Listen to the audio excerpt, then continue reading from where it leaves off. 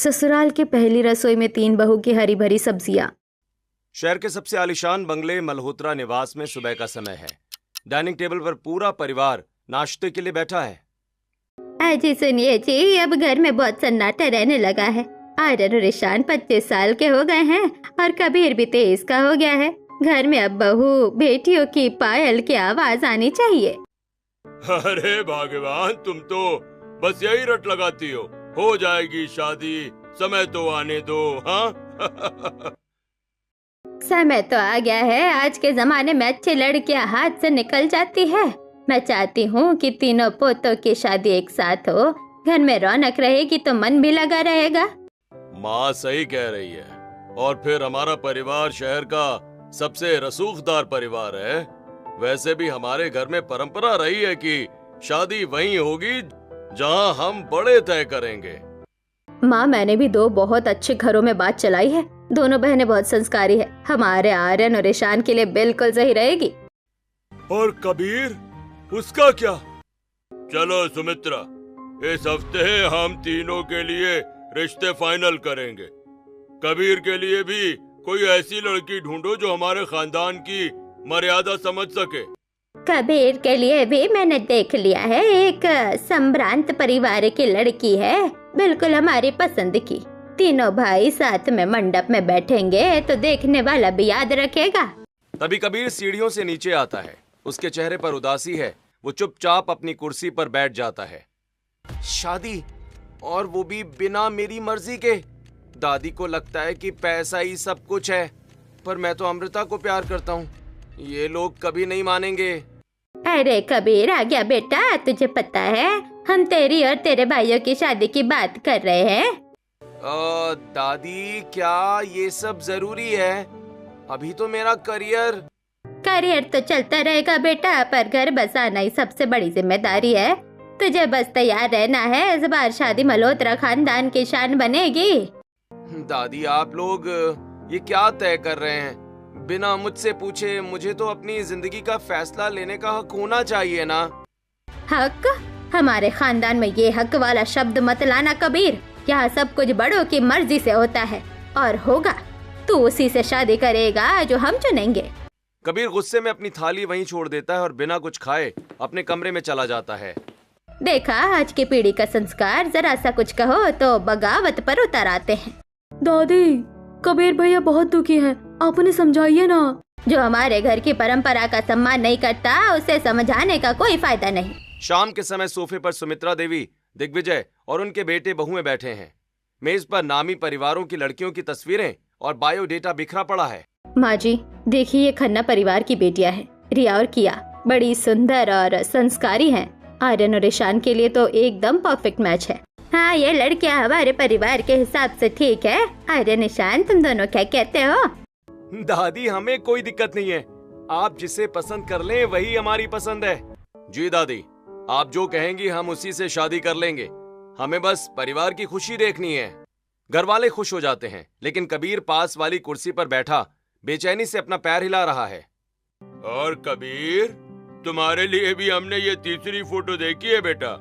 बहुत ही ऊंचे घराने की लड़की है, जरा देखो तो। दिग्विजय सिंह फोटो कबीर की ओर बढ़ाते हैं। कबीर बिना छुए ही उसे एक तरफ कर देता है। मुझे नहीं देखनी ये फोटो, मैं शादी नहीं करूंगा। क्या कहा तुमने? शादी नहीं करोगे? अरे इस घर में फैसले बच्चे नहीं बड़े लिया करते हैं। दादी, आप क्यों नहीं समझ रही हैं? मैं किसी ऐसी लड़की से शादी नहीं कर सकता जिसे मैं जानता तक नहीं। मैं अमृता से प्यार करता हूँ और शादी भी उसी से करूंगा। तो ये बात है, हमारे घर की परंपरा तोड़ेगा तू? आज तक इस खानदान में किसी ने लव मैरिज करने की हिम्मत नहीं की। यहाँ बहुएं वही बनती है जिसे हम चुनते हैं। तुम्हारे पिता ने भी अपने दादाजी की पसंद से शादी की थी। ये हमारे खानदान का संस्कार है। कबीर, ऐसी बेवकूफी मत कर। तू घर की इज्जत को मिट्टी में मिला रहा है। उस लड़की के बारे में भूल जा। लेकिन माँ, प्यार करना कब से जुर्म हो गया? मैं अमृता के बिना खुश नहीं रह पाऊंगा। अपनी खुशी से पहले इस खानदान की इज्जत के बारे में सोचो। अगर तुझे इस घर में रहना है तो हमारी बात माननी होगी। लव मैरिज वाली बहू हमारे घर की दहलीज नहीं लांघेगी। कबीर को ये सब नहीं करना चाहिए था। घर में अब माहौल बहुत तनाव वाला हो गया है। हाँ, दादी बहुत जिद्दी हैं अगर कबीर ने ज्यादा जिद की तो वो उसे घर से भी निकाल सकती हैं। सुमित्रा देवी वहां से उठकर अपनी अलमारी की तरफ चली जाती हैं और कुछ गहने निकालने लगती हैं। अगले कुछ दिन में घर में शादी की गहमा गहमी रहती है। आर्यन और ईशान की शादी पक्की हो जाती है। वहीं दूसरी तरफ कबीर अपने कमरे में जाकर अमृता को कॉल करता है। हे अमृता, घर में शादी की तैयारियां जोरों पर हैं। दादी ने तो साफ कह दिया कि लव मैरिज वाली बहू इस घर में नहीं आएगी। तो क्या हम हमेशा के लिए अलग हो जाएं? कबीर, मुझे बहुत डर लग रहा है। मैं तुम्हें खोना नहीं चाहता अमृता। घर वाले हमारी खुशी के लिए नहीं, अपनी शान के लिए जी रहे हैं। अब हमें खुद के लिए स्टैंड लेना ही होगा। कल जब भैया लोगों की शादी हो रही होगी, हम उसी दौरान मंदिर में शादी कर लेंगे। शादी के बाद? हम सीधे घर आएंगे। जब हम एक दूसरे के गले में वरमाला और मांग में सिंदूर सजाकर सबके सामने खड़े होंगे ना, तब उनके पास हमें स्वीकार करने के अलावा कोई चारा नहीं बचेगा। परंपरा को तोड़ना ही पड़ेगा अमृता। तुम बस कल सुबह मंदिर पहुंच जाना। कबीर फोन रखता है और खिड़की के पास जाकर बाहर की तरफ देखता है। माफ करना दादी, लेकिन मैं अपने प्यार की बलि नहीं दे सकता। अब जो भी होगा देखा जाएगा। अगले दिन एक तरफ आर्यन और ईशान की रिया और किया के साथ शादी हो जाती है। वहीं दूसरी तरफ मंदिर में कबीर और अमृता सादगी से शादी कर लेते हैं। ढोल नगाड़ों के बीच रिया और किया का गृह प्रवेश होता है। तभी कबीर अपनी नई नवेली पत्नी अमृता के साथ घर की दहलीज पर आकर खड़ा हो जाता है और उसे देखकर, अरे बाप रे, देखो तो सही, 2 बेटों की शादी शाही हो रही है और ये लड़का देखो भगा के लड़की ले आया। कितनी बड़ी बदनामी है ये इस परिवार के लिए। अमीर घर की बहुओं के सामने ये बेचारी क्या टिकेंगी? लगता है कल ही इसे वापस अपने छोटे से घर में लौटना पड़ेगा। इज्जत तो मिट्टी में मिल गई। अब देखना कैसे ये लड़की घर में पैर रखते ही कलह का बीज बोएगी। अरे ये तो कबीर की पसंद है। अब भुगते ये घर वाले जब ये अपनी सादगी का तमाशा दिखाएगी। कबीर और अमृता को देखकर पड़ोसने कानाफूसी करने लगती हैं और उनकी बातें सुनकर सुमित्रा जी आग बबूला हो जाती हैं। ये क्या मजाक है कबीर? तुम कहाँ थे अभी तक? और ये माला, तुमने शादी कर ली? और कौन है ये लड़की जो तुम्हारे पीछे खड़ी है? दादी, ये अमृता है, मेरी पत्नी। और हाँ, हमने आज सुबह मंदिर में शादी कर ली है। बदतमीज, तूने हमारी नाक कटवा दी। मैंने तुझे मना किया था, फिर भी तूने ये कदम उठाया। ये लड़की हमारे घर में नहीं आएगी। मैंने इसे अपनी बहू मानने से साफ इनकार कर दिया है। कबीर, तूने ये क्या किया? मैंने कोई पाप नहीं किया है माँ, मैंने सिर्फ प्यार किया है। अमृता मेरी पत्नी है और अब ये घर मेरे साथ साथ अमृता का भी है। बदतमीज, बदजुबान, नालायक, एक तो तूने पूरे खानदान की नाक कटवा दी, ऊपर से जुबान लड़ाता है। निकल जा यहाँ से। सुमित्रा जी गुस्से में कबीर और अमृता को धक्का दे देती हैं। तभी दिग्विजय जी आगे आते हैं। सुमित्रा, अब जो होना था हो गया। शादी हो चुकी है ना, अब इसे हम बदल नहीं सकते। अगर हमने इन्हें बाहर निकाला तो समाज में और तमाशा होगा। माँ पिताजी सही कह रहे हैं, सब रिश्तेदार देख रहे हैं। अगर हम इन्हें अंदर नहीं आने देंगे तो लोग और भी बातें बनाएंगे। फिलहाल शादी हो चुकी है, अब इन्हें अपनाना ही पड़ेगा। हाँ माँ जी, अब तो शादी हो गई है, चलो अंदर चलते हैं। सब लोग देख रहे हैं, अभी तमाशा करना ठीक नहीं होगा। सुमित्रा देवी गहरी सांस लेती हैं और शांत होकर वहीं बैठ जाती हैं। ठीक है, ये अंदर तो आ रहे हो, लेकिन याद रखना मैं इसे अभी भी अपनी बहू नहीं मानती। ये इस घर में बस एक मेहमान की तरह रहेगी। हे दादी, आप ऐसा क्यों कह रही हैं? अमृता भी इस घर की बहू है ना। चुप रहो। अगर इसे खुद को साबित करना है तो मेरी परीक्षा से गुजरना होगा। मैं परंपराओं के साथ कोई समझौता नहीं करूंगी। आर्यन और ईशान अपनी पत्नियों के साथ अंदर चले जाते हैं।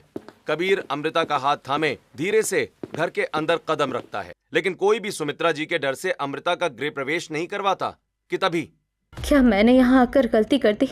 सब मुझे इतनी नफरत भरी निगाहों से क्यों देख रहे हैं? अमृता तुम चिंता मत करो, मैं जानता हूँ एक दिन तुम सबका दिल जीत लोगी। बस थोड़ा समय दो। चलो, रात बहुत हो गई है, आराम कर लेते हैं। सभी अपने अपने कमरों में सोने चले जाते हैं और अगले दिन सुबह पूरा परिवार हॉल में मौजूद होता है। रिया और किया महंगी रेशमी साड़ियों में और अमृता साधारण सी एक साड़ी में होती है। माँ जी, आज बहुओं की पहली रसोई की रस्म है, सब इंतजार कर रहे हैं। क्या हम रस्म शुरू करें? नहीं सुनीता, मैं अपनी बहुओं की परीक्षा लिए बिना कोई रस्म नहीं होने दूंगी। ये घर कोई साधारण घर नहीं है। यहाँ की बागडोर संभालने के लिए बुद्धिमानी और मेहनत की जरूरत होती है। अरे दादी जी, आप क्या परीक्षा लेंगी? ये तो आजकल का दौर है, सब कुछ तो ऑनलाइन मंगवाया जा सकता है। रसोई तो नौकर संभाल लेते हैं। बिल्कुल दादी जी, हम तो बहुत अच्छे खानदान से हैं। हमें ये सब छोटी मोटी चीजें करने की क्या जरूरत है? चुप रहो। तुम अपने मायके में क्या करते थे उससे मुझे मतलब नहीं। इस घर की बहू को जमीन से जुड़ना आना चाहिए। मैं खुद परीक्षा लूंगी और उसी बहू को घर की तिजोरी की चाबी सौंपूंगी, जो ये साबित करेगी कि वो घर को अच्छे से संभाल सकती है। दादी जी की बात मान लो, उन्हें पता है कि वो क्या कर रही हैं। देखो, ये कुछ सब्जियों के बीज और छोटे पौधे हैं। मेरे घर के पीछे जो खाली जमीन है वहाँ तुम तीनों को इन्हें बोना है और अगले 20 दिनों तक इनकी देखभाल करनी है। दादी अमृता की ओर मुड़ती हैं और उसे बीजों की एक थैली देती हैं। अमृता, तुम्हें भी कुछ बीज दे रही हूँ। तुम्हें ये सब उगाकर और उसकी देखभाल करके दिखाना है। दादी, मिट्टी में हाथ डालना ये तो मेरे मैनिक्योर के लिए बहुत बुरा होगा। क्या हम किसी और से ये नहीं करवा सकते? अगर तुम ये नहीं कर सकती तो तुम मेरे घर की बहू कहलाने के लायक नहीं हो। 20 दिन का समय है जिसके पौधे पर सबसे पहले और अच्छी सब्जी आएंगी, और जो अपनी मेहनत से मुझे ये साबित करेगी कि वो सबकी जिम्मेदारी संभाल सकती है, उसी को मैं इस घर की बहू मानूंगी। दादी जी, मुझे आपकी ये परीक्षा स्वीकार है। मैं पूरी ईमानदारी से अपने पौधों की देखभाल करूंगी। तो ठीक है, आज से ही तुम तीनों का काम शुरू होता है। पीछे बगीचे में जाओ और बीज बो। 20 दिन बाद मैं खुद देखूंगी कि मेरी कौन सी बहू असल में घर की लक्ष्मी बनने के काबिल है। अगर दादी ने मुझे मौका दिया है तो मुझे उनके लिए अच्छी खाद और समय पर पानी देना होगा। मैं इस मौके को किसी भी हालत में गवाऊंगी नहीं। याद रखना, पानी की मात्रा, मिट्टी की उपजाऊ शक्ति और तुम्हारी मेहनत ये तय करेगी कि किसके हाथ में घर की बागडोर जाएगी। और सुनो, मैं तुम्हें ये बिल्कुल नहीं बताऊंगी कि ये किस चीज के बीज है। ये तुम्हारी परख है कि तुम पौधों की जरूरत को कितना समझती हो। जिसके पौधे मर गए या जिसने लापरवाही की, उसे रस्मों में भाग लेने का कोई अधिकार नहीं होगा। सुमित्रा देवी ने तीनों बहुओं को बीज सौंपते हुए चुनौती दी। ये बीज ही तय करेंगे कि घर की लक्ष्मी कौन है। क्यारियों में पहुंचते ही रिया और किया काम से बचने के लिए बहाने ढूंढने लगी, जबकि अमृता ने बिना हिचकिचाए मिट्टी में हाथ डालकर उन्हें बड़े प्यार से रोपना शुरू कर दिया। देखो इसे कैसे मिट्टी में हाथ डाल रही हैं। लगता है वाकई से घास फूस उगाने का बहुत शौक है। रहने दो दीदी, हम तो बस 20 दिन की बात है, उसके बाद खुद ही इसे बाहर का रास्ता दिखा देंगे। अमृता चुपचाप दादी के कहे अनुसार मिट्टी को खोदकर बहुत प्यार से बीजों को रोप देती है। वो मिट्टी की नमी चेक करती है और बीजों को इस तरह सेट करती है कि उन्हें सही धूप भी मिले। वहीं दूसरी तरफ रिया और किया भी अपना काम कर रही हैं। देखो किया, वो अमृता फिर से मिट्टी में लगी हुई है। कितनी गरीब सी लगती है, जैसे इसे कभी अच्छा खाना नसीब नहीं हुआ। बिल्कुल, हम तो बड़े घरों की हैं, हमें इन सब चीजों की क्या जरूरत। देखते ही देखते 1 महीना बीत गया। क्यारियों में अब पौधे हरे भरे हो गए थे और उन पर ताजी सब्जियां आने लगी थीं। आज दादी सुमित्रा देवी ने बागीचे का मुआयना किया ताकि वो अपनी बहुओं की मेहनत और ईमानदारी को परख सकें। समय पूरा हो गया, तीनों बहुएं यहाँ आओ। तुम्हारे पौधों पर फल और सब्जियां तैयार है। जाओ, उन्हें तोड़कर अपनी अपनी टोकरियों में लाओ। आज तुम्हारी पहली रसोई की रस्म है। अमृता, रिया और किया अपनी अपनी क्यारियों की ओर बढ़ी। अमृता, तुम्हें मैंने विशेष रूप से पालक, लौकी और आलू के बीज दिए थे। आज तुम्हारी परीक्षा का असली दिन है। इन्हीं सब्जियों से तुम्हें घर के सबकी पसंद का खाना बनाना है। जी दादी जी, मैं पूरी कोशिश करूंगी। अमृता अपनी टोकरी में ताजा पालक, लौकी, आलू लेकर किचन में आती है, जबकि रिया और किया भिंडी, मेथी, शिमला मिर्च, परवल, सेंगरी लेकर आती हैं। याद रहे, आज बाहर से कोई सामान नहीं आएगा। जो इन पौधों पर उगा है उसी से सबका पेट भरना चाहिए। देखते हैं किसके हाथों में सलीका और स्वाद है। किचन में भिंडी, मसाला, शिमला मिर्च, मेथी, आलू और परवल जैसी कई सब्जियां बन रही हैं। रिया और किया जो आलीशान माहौल में पली बढ़ी हैं, उन्हें सब्जियां काटने में बहुत परेशानी हो रही है। कितना बोरिंग काम है। हम अमीर घर की बहुएं हैं या नौकरानियां। ये बूढ़ी दादी भी कितनी कंजूस है। बाजार से ताज़ी सब्जियां नहीं मंगवाई और हमें इस घास फूस को काटने में लगा दिया। दीदी, आज तो इस अमृता का खेल खत्म करना है। देखना आज ये सबके सामने कैसे बेइज्जत होती है। इसे इस घर से बाहर निकलवा कर ही दम लेंगे। एक तरफ रिया और किया परेशान थीं, तो वहीं अमृता चुपचाप अपने काम में जुट गई। उसने ताजा पालक धोई और उसे पीसने लगी। पालक से मैं गर्मा गर्म पालक के पराठे बनाऊंगी और आलू टमाटर की ताजी सब्जी के साथ परोस दूंगी। और ये जो लौकी है, इसका मैं लौकी का हलवा बनाऊंगी जो दादी को बहुत पसंद आएगा। अमृता ने बहुत सलीके से सिलबट्टे पर मसाले पीसे और कड़ाही में तड़का तैयार किया। वो पलटे को बड़ी सावधानी से धीरे धीरे से चला रही थी ताकि सब्जियां घुले नहीं। धीमी आंच पर पकती सब्जी की सौंधी खुशबू पूरे किचन में फैल गई थी। किया जल्दी कर, इतनी देर तक कौन मसाला भूनता है। बस सब कुछ एक साथ डाल दें और तेज आंच कर दें, जल्दी पक जाएगा। रिया ने गैस की आंच इतनी तेज कर दी कि कड़ाही से धुआं उठने लगा। वो सब्जी काटने के लिए भी चॉपर का इस्तेमाल कर रही है, जिससे सब्जियां बहुत बारीक और घिस गई हैं। वहीं किया ने सब कुछ एक बार में कड़ाही में डाल दिया है। वो बस घड़ी देख रही है और बार बार मसालों को तेज आंच पर भूनने की कोशिश कर रही है। रिया, अगर हम मसालों को सही क्रम में नहीं डालेंगे तो स्वाद का संतुलन बिगड़ जाएगा। देखिए, मैंने पहले तड़का लगाया, फिर धीमी आंच पर सब्जियां पकाई, तभी इनका असली स्वाद निकल कर आएगा। अरे तुम अपनी चिंता करो, हमारा तरीका अलग है। हम स्मार्ट कुकिंग पढ़ रहे हैं, ये घंटों तक चूल्हे के सामने बैठना हमारे बस का नहीं है। अमृता ने अपने बागीचे की ताज़ा लौकी और आलू से स्वादिष्ट सब्जी और कुरकुरे पराठे तैयार किए। वो धीमी आंच पर लौकी का हलवा बना रही थी।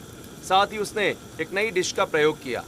अपनी उगाई हुई सब्जियों के अर्क और दूध से बनी एक खास सब्जी वाली आइसक्रीम, और रिया और किया ने भी जल्दी जल्दी अपना खाना तैयार कर दिया है। वाह भाभी, आप तो वाकई जादूगर हैं। लौकी से हलवा और फिर इतनी तरह की वैरायटी। आपने तो पालक के पराठे भी बना दिए। नंदिनी, मेहनत का स्वाद हमेशा मीठा होता है। देखो, आज सबको घर के खेत का स्वाद चखाऊंगी। एक तरफ अमृता लौकी, पालक और आलू से अलग अलग डिश बनाती है, तो वहीं रिया और किया भी कई पकवान बना लेती हैं। तभी किचन में दादी का प्रवेश होता है। अरे वाह, खुशबू तो बहुत ही अच्छी आ रही है। लगता है आज सबने बहुत मेहनत की है। चलो बहुओं, अब सब लोग अपना अपना खाना डाइनिंग टेबल पर सजा दो। अब फैसला होने का वक्त आ गया है। किचन से आ रही खुशबू पूरे घर में फैल गई है। डाइनिंग हॉल में सब लोग बेसब्री से इंतजार कर रहे हैं। तीनों बहुएं अपने बनाए हुए खाने की थालियां लेकर हॉल में आती हैं और अपना अपना खाना परोसती हैं। चलो, परीक्षा का अंतिम चरण शुरू होता है। परोसना शुरू करो। माँ जी, पहले मेरी बहू रिया और किया का खाना चखिए। देखिए तो सही, इसने कितनी मेहनत से ये परवल की सब्जी और सेंगरी बनाई है।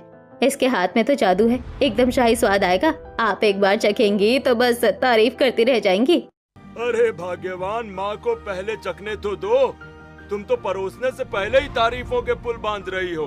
हाँ, देखते हैं बहुओं के हाथ में वाकई जादू है या सिर्फ दिखावा। पूरा परिवार ठहाका मार कर हंसता है। सुमित्रा देवी पहले रिया की परवल की सब्जी का एक निवाला लेती हैं। जैसे ही वो उसे मुंह में डालती हैं, तुरंत उसे नैपकिन से बाहर निकाल देती हैं। अरे माँ जी, क्या हुआ? क्या हुआ? क्या स्वाद अच्छा नहीं है? कुछ नहीं, बस रहने दो। वो पानी पीती हैं और चेहरा साफ करती हैं। सुमित्रा, क्या हुआ? नमक कम है या मिर्च ज्यादा? दादी बिना कुछ बोले फिर दूसरे बर्तन की ओर बढ़ती हैं, जो किया की बनाई हुई मेथी आलू की सब्जी है। वो उसे भी चखती हैं। इस बार भी वही हुआ। दादी का चेहरा बिगड़ गया और उन्होंने तुरंत मुंह से निवाला बाहर निकाल दिया। माँ जी, ये क्या हो रहा है? दोनों ही बहुओं का खाना इतना खराब क्यों है? रिया और किया एक दूसरे का मुंह ताकने लगती हैं। उनका चेहरा पीला पड़ गया है। दादी बिना कुछ कहे अब अमृता की थाली की तरफ बढ़ती हैं। अमृता हाथ जोड़कर खड़ी है। अब देखते हैं कि छोटी बहू ने अपनी परीक्षा में क्या किया है। अगर इसमें भी वही हाल हुआ तो आज इस घर में खाना कोई नहीं खाएगा। अमृता के हाथ कांप रहे हैं। दादी चम्मच से सब्जी और चटनी और थोड़ा सा पालक पराठा उठाती हैं। साक्षात अन्नपूर्णा है ये। इसके हाथों में तो वाकई जादू है। मैंने बरसों बाद इतना शुद्ध और पारंपरिक स्वाद चखा है। ये आलू टमाटर, ये चटनी, ये खड़े मसाले की खुशबू, बिल्कुल वैसा ही स्वाद है जैसा मेरी माँ के हाथों में हुआ करता था। और ये सिलबट्टे की चटनी, इसे चखे तो जमाना बीत गया। आज तुमने तो मेरा दिल जीत लिया अमृता। रिया और किया एक दूसरे को घबरा कर देखती हैं। आप हमें नहीं बता रही हैं कि हमारा खाना कैसा है? क्या हमारा खाना अमृता के खाने से बुरा है? रुक जाओ, पहले सब लोग को चख लेने दो, उसके बाद ही मैं बताऊंगी कि किसका खाना कैसा है। अब घर के बाकी सदस्य रिया और किया के बनाए खाने को चखते हैं। जैसे ही आर्यन अपनी पत्नी रिया की बनाई परवल की सब्जी का एक निवाला खाता है, वो तुरंत उसे थूक देता है। छी, ये क्या बनाया है रिया? इसमें तो जैसे नमक की पूरी बोरी खाली कर दी है तुमने। गला जल रहा है मेरा। क्या तुम्हें अंदाजा नहीं था कि कितना नमक डालना है? और ये क्या है? इसमें तो इतनी मिर्च है कि मेरा पूरा मुंह जल गया। किया, क्या तुमने सब्जी बनाई है या मिर्च का अचार? छी, रिया ये क्या बनाया है? इसमें नमक डाला या पूरा नमक का डिब्बा ही खाली कर दिया है? ये तो खाया ही नहीं जा रहा। बेहद खराब। हमने तो बड़ी उम्मीद से चखा था, पर ये तो पूरी तरह से बर्बाद है। ये खाना बिल्कुल बेस्वाद और अजीब है। इसे कोई कैसे परोस सकता है? रिया और किया पूरी तरह से बौखला जाती हैं। उन्हें समझ नहीं आता कि उनका खाना इतना खराब कैसे हुआ, जबकि उन्होंने तो सही बनाया था। वो अमृता को घूरने लगती हैं और अपनी गलती छिपाने के लिए उस पर इल्जाम मढ़ देती हैं। दादी, ये सब अमृता की चाल है। हमने बहुत अच्छा खाना बनाया था, लेकिन अमृता हमसे जलती है। जरूर इसी ने मौका पाकर हमारे खाने में नमक और मिर्च ज्यादा डाल दी ताकि हम सबके सामने बेइज्जत हों। हाँ दादी, हमने तो अपनी मेहनत से बनाया था, पर इसके आने के बाद से ही घर में सब कुछ गलत हो रहा है। इसी ने हमारा खाना बिगाड़ा है। अमृता चुपचाप खड़ी, उसके आंखों में आंसू हैं। कबीर अपनी पत्नी को ऐसे बदनाम होता देख गुस्से में आगे बढ़ता है, लेकिन दादी सबको शांत रहने का इशारा करती हैं। रिया और किया के चेहरे पर हवाइयां उड़ रही हैं। वो हैरान है कि उनका खाना इतना खराब कैसे हो गया। हमने तो नमक सही डाला था, ये इतना खारा कैसे हो गया? क्या अमृता ने कुछ किया है? मुझे तो लग रहा है कि शायद हमारा ही प्लान उल्टा पड़ गया। ये खाना इतना बुरा कैसे बन सकता है? जी दादी, हमें तो पहले ही शक था कि ये बाहर से आकर हमारे घर की खुशियाँ छीन लेगी। इसी ने हमारा खाना खराब किया है ताकि हम सबकी नजरों में घिर जाए। रिया दीदी, किया दीदी, ये आप क्या कह रही हैं? मैंने तो आप लोगों की तरफ देखा भी नहीं, मैं तो बस अपनी मेहनत कर रही थी। अमृता ऐसा कभी नहीं कर सकती। तुम लोग अपनी गलतियों का इल्जाम उस पर मत डालो।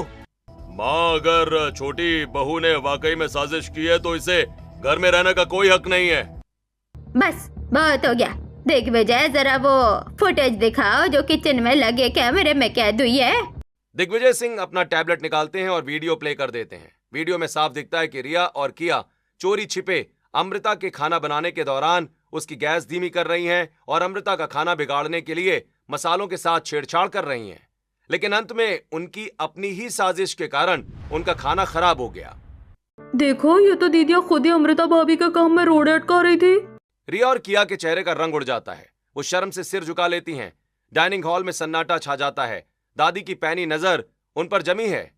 क्यों हैरान होना कि खाना इतना खराब कैसे हुआ? रसोई की पवित्रता का मजाक उड़ाओगी तो स्वाद भी सजा ही देगा। तुम दोनों ने अमृता का काम बिगाड़ने के लिए जो साजिशें रची थी वो किसी से छुपी नहीं है। रसोई में जो नमक का डिब्बा तुमने अमृता की सब्जी में खाली करने के लिए उठाया था वो मेरी आंखों से बच नहीं पाया। दादी की बात सुनकर डाइनिंग हॉल में सब हैरान हो जाते हैं। रिया और किया पूरी तरह से बौखलाई हुई हैं। अपनी हार सामने देखकर वो अब दादी की आंखों पर ही इल्जाम मढ़ने लगती हैं। नहीं दादी, ये सब झूठ है। आप हमें फंसा रही हैं। जरूर आपने हमारे पौधे खराब किए होंगे और आप ही ने हमारे पौधों को बदलकर ये सब किया है ताकि आप अमृता का पक्ष ले सके। बिल्कुल, ये बूढ़ी दादी जरूर अमृता से मिली हुई है। आपने ही तो साजिश रची है ताकि हम नीचे दिखे और ये घर की मालकिन बन जाए। अच्छा, तो अब तुम्हें मेरी आंखों पर भी शक है? तुम दोनों को लगता है कि मैं अपनी उम्र के इस पड़ाव पर आकर अपनी बहुओं के साथ खेल खेलूंगी? तो जरा मुझे ये बताओ कि जो बीज मैंने तुम दोनों को दिए थे उनमें क्या क्या उगा और तुमने उनकी देखभाल कैसे की? दादी जी, आपने मुझे पालक, लौकी और आलू के बीज दिए थे। मैंने वही बोए थे। साथ ही मैंने मेहनत करके थोड़ी जगह बनाई और उसमें धनिया, हरी मिर्च और पुदीना भी उगाया ताकि खाने में ताज़ा स्वाद आ सके। दादी जी, मैंने रोज सुबह उठकर पालक, लौकी और आलू के पौधों को पानी दिया। मैंने घर की बनी जैविक खाद का इस्तेमाल किया, तभी आज पालक इतना ताज़ा और लौकी इतनी मीठी हुई है। अब तुम दोनों बताओ, तुम्हारे पौधे का क्या हाल था? ये बताओ, तुम्हारे पौधे की देखभाल कैसे की? किस तरह की खाद डाली और उन पर आखिर उगा क्या है? दादी, हमने बस पानी डाला था और हमारे पौधे पर तो बहुत अच्छी भिंडी और शिमला मिर्च आई है। हाँ दादी, मेरे पौधे पर परवल और तुरई आई है। हमने बहुत मेहनत की थी। सुमित्रा देवी मुस्कुराती हैं। वाह, बड़ी अद्भुत बात है। पर समस्या ये है कि मैंने तो तुम दोनों को करेले और सेंगरी के बीज दिए थे, तो फिर तुम्हारे पौधे पर भिंडी, टिंडे, शिमला मिर्च और परवल कैसे उगाए? रिया और किया के चेहरे का रंग उड़ गया। वो सन्न रह गई। कमरे में सन्नाटा पसर गया। तुम दोनों को लगता है कि तुमने अपना काम पूरा कर लिया, लेकिन सच हमेशा छिपा नहीं रहता। मैं बताती हूँ कि तुम दोनों ने असल में क्या किया है। 1 महीने पहले जब रात का अंधेरा घना था तब रिया और किया बागीचे की ओर दबे पांव बढ़ रही थीं। उन्होंने बाजार से महंगे तैयार पौधे खरीदे थे और उन्हें अपनी क्यारियों में गाड़ दिया था। दादी को क्या पता चलेगा, बस कल सुबह तक ये सब्जियां दिखने लगे, फिर हमारा काम हो जाएगा। हाँ, अमृता तो बेचारी मिट्टी में हाथ गंदे कर रही है। हम तो स्मार्ट तरीके से जीतेंगे। अगले दिन खाना बनाने के समय भी वो दोनों मेहनत करने के बजाय रसोई के पिछले दरवाजे से बाजार से सब्जियां मंगवाती हैं और उन्हीं सब्जियों को पकाकर थालियों में बड़ी चालाकी से सजा देती हैं ताकि दादी को लगे कि ये उन्हीं के बागीचे की उपज है। वहीं दूसरी तरफ अमृता पसीना बहाते हुए सिलबट्टे पर मसाले पीस रही है, जबकि रिया और किया बस दिखावा कर रही हैं। परिवार के लोग दंग रह जाते हैं। रिया और किया नजरें झुका लेती हैं। अमृता ने सादगी और मेहनत चुनी, इसलिए उसके खाने में स्वाद था, और तुम दोनों ने दिखावा चुना, इसलिए तुम्हारी थाली में सिर्फ कड़वाहट और नमक मिर्च का ढेर है। तभी नंदिनी आगे आती है। हाँ रिया भाभी, दादी सच कह रही है, मैंने खुद देखा था। आप रोज रात को चुपके से बगीचे के पौधे बदलती थी। पहली रसोई वाले दिन भी मैंने आप दोनों को बाजार से आई सब्जियों की टोकरी अंदर लाते हुए देखा था। सब कुछ आपकी ही साजिशें थी। रिया और किया के चेहरे का रंग उड़ जाता है, उनकी बोलती बंद हो जाती है। अब बोलो, मेरी पोती भी झूठ बोल रही है? तुम्हारे पास तो ऑनलाइन ऑर्डर का रिकॉर्ड भी होगा, अगर मैं मंगाऊं तो? दोनों बड़ी बहुएं पसीने पसीने हो जाती हैं। वो चुपचाप अपना सिर झुकाकर कोने में खड़ी हो जाती हैं, लेकिन उनके मन में अभी भी जलन की आग जल रही है। चल मान लिया कि पौधे हमने बदले, लेकिन ये तो पता कि हमारा खाना खराब कैसे हुआ। हमने तो नमक सही डाला था। जरूर इस अमृता ने ही हमारा खाना खराब किया है। ये दादी के सामने भोली बनकर दिखा रही है, असल में यही सबसे बड़ी खिलाड़ी है। दीदी आप सही कह रही हो, अमृता ने जानबूझकर हमारे खाने में कुछ मिलाया है। ये साजिश का खेल तो इसी ने शुरू किया है, हम तो बस पकड़े गए, लेकिन असली चाल तो इसी की है। वो दोनों अमृता को नफरत भरी नजरों से देखती हैं। अमृता ये सब देख रही होती है कि तभी दादी उनकी बातें सुन लेती हैं कि तभी अब बड़बड़ाना बंद करो, जो हुआ वो तुम्हारे कर्मों का फल है। तुम अमृता का खाना बिगाड़ने रसोई में गई थी, पर मैंने सब देख लिया था। मैंने चुपके से दोनों कड़ाही बदल दी थी। तुम जो नमक मिर्च अमृता की सब्जी में डाल रही थी, वो तुम्हारी अपनी सब्जी में गिर गया। तुमने अपनी बेईमानी से खुद ही अपने पैर पर कुल्हाड़ी मारी है। रिया और किया एकदम से हैरान रह जाती हैं। उनके मुंह से आवाज नहीं निकल रही। क्या माँ जी, आप ये क्या कह रहे हैं? हमारी बहू ऐसी हो ही नहीं सकती है। दोनों सासें आपस में बहस करने लगती हैं। तभी अमृता आगे आती है, उसके हाथ में फोन है। दादी, मैंने तो बस अपनी रेसिपी रिकॉर्ड करने के लिए किचन में फोन रखा था।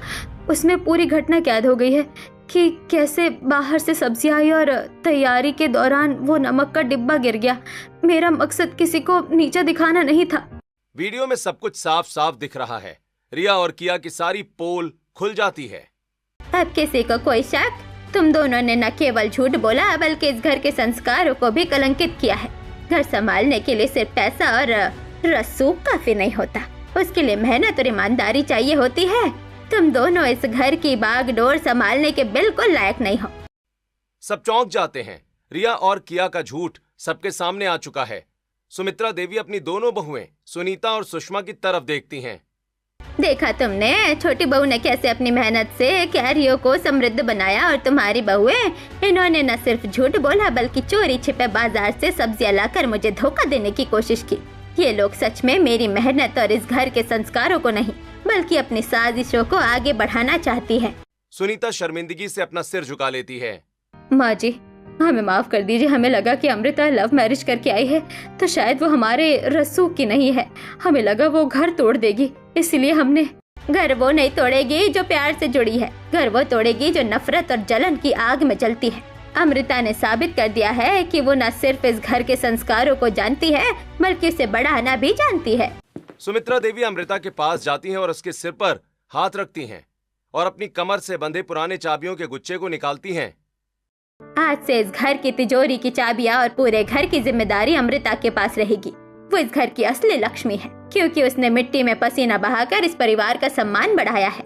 अमृता की आंखों में खुशी के आंसू हैं। वो झुककर दादी के पैर छूती है। अमृता के हाथ में घर की चाबियां देखकर रिया और किया का अहंकार पूरी तरह टूट चुका है। उन्हें अपनी की गई साजिशों पर ग्लानि हो रही है। दादी, जिम्मेदारी बहुत बड़ी है। मैं कोशिश करूंगी कि आपकी उम्मीदों पर खरी उतरूं। अमृता झुककर दादी के चरण स्पर्श करती है। दादी उसके सिर पर हाथ रखकर आशीर्वाद देती हैं। रिया और किया धीरे धीरे आगे बढ़ती हैं। उनके पैर कांप रहे हैं। अमृता, हमें माफ कर दो। हमने तुमसे जलन में आकर जो कुछ भी किया वो बहुत गलत था।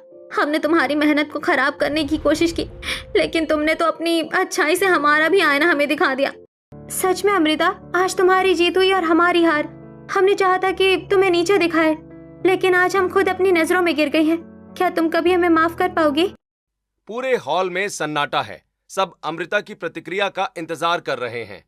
दीदी, माफी मत मांगिए। हम सब एक परिवार हैं। छोटी मोटी गलतफहमियां तो होती रहती है, चलिए पुरानी बातें भूलकर नई शुरुआत करते हैं और मिलकर इस घर को और बेहतर बनाते हैं। मैंने पहले ही कहा था, अमृता का दिल बहुत बड़ा है। आज उसने सिर्फ खाना ही नहीं बनाया, बल्कि आज उसने हम सबको जोड़ दिया है। सुनीता, जो अभी तक अपनी बहुओं की गलतियों पर मौन थी, वो भी आगे आकर अमृता को गले लगा लेती है। आज मैंने देख लिया, असली अन्नपूर्णा वही है जो पेट नहीं बल्कि मन भी भर सके। आज इस घर में सिर्फ खाना ही नहीं पका है, बल्कि आज यहाँ प्रेम का बीज फिर से अंकुरित हुआ है। नंदिनी खुशी से ताली बजाती है और पूरा परिवार एक साथ हो जाता है। अमृता की सादगी और उसकी सहनशीलता ने पूरे मल्होत्रा हाउस को बदल दिया है।